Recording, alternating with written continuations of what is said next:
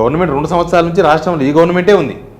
ఎవరన్నా ఆ మున్సిపల్ కార్పొరేషన్లో కానీ మున్సిపాలిటీస్లో కానీ రోడ్లు వేయొద్దని, లేకపోతే డెవలప్మెంట్ చేయొద్దని, ఇందిరమ్మ ఇండ్లు ఇవ్వొద్దని, స్కీమ్స్ అమలు చేయొద్దని ఎవరని చెప్పిండ్రా? మీరు ఓటేసినా ఓటేయకపోయినా ఈ గవర్నమెంట్ ఏం చేయదు అనేది క్లియర్గా తెలుసు. మహిళలకు 2500 ఇస్తారా? ఎంబడే నిరుద్యోగ వృత్తి వస్తుందా?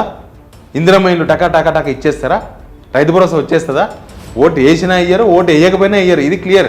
కాకపోతే 3 సంవత్సరాలు మా గవర్నమెంట్ ఉంది కాబట్టి మీరు మాకు ఓటేస్తేనే డెవలప్మెంట్ చేస్తారు. అట్లే ఉంటుంది గవర్నమెంట్. వాళ్ళకి వచ్చే రిపోర్ట్స్ మాత్రం చాలా దారుణంగా ఉన్నాయి. సర్వే రిపోర్ట్స్ మాత్రం వాళ్ళ ఇంటర్నల్ రిపోర్ట్స్, అవి రకరకాల రిపోర్ట్స్, ప్రైవేట్ రిపోర్టర్స్, తర్వాత వాళ్ళు డబ్బులు ఇచ్చేపించే రిపోర్ట్స్ అవి చాలా ఉంటాయి కదా. వాళ్ళకి అనుకూలమైన ఛానల్స్ ఇచ్చే రిపోర్ట్స్ ఉంటాయి, వాళ్ళు కూడా సర్వేలు చేపిస్తుంటారు.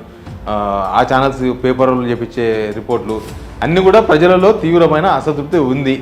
ఇప్పటికిప్పుడు అసెంబ్లీ ఎలక్షన్స్ వస్తే కాంగ్రెస్ గవర్నమెంట్ రాదు, ఇది క్లియర్ అంట.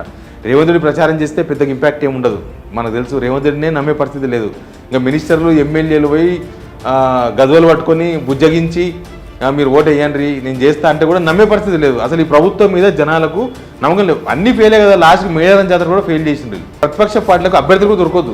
2 సంవత్సరాలు గవర్నమెంట్ మున్సిపల్ ఎలక్షన్స్ పోతే ప్రతిపక్ష పార్టీలు అభ్యర్థులు దొరక విలువలు ఆడాలి. కానీ అట్లాంటి పొజిషనే కనిపిస్తలేదు కదా. కానీ ప్రభుత్వానికి మాత్రం వణుకు పుడుతుంది.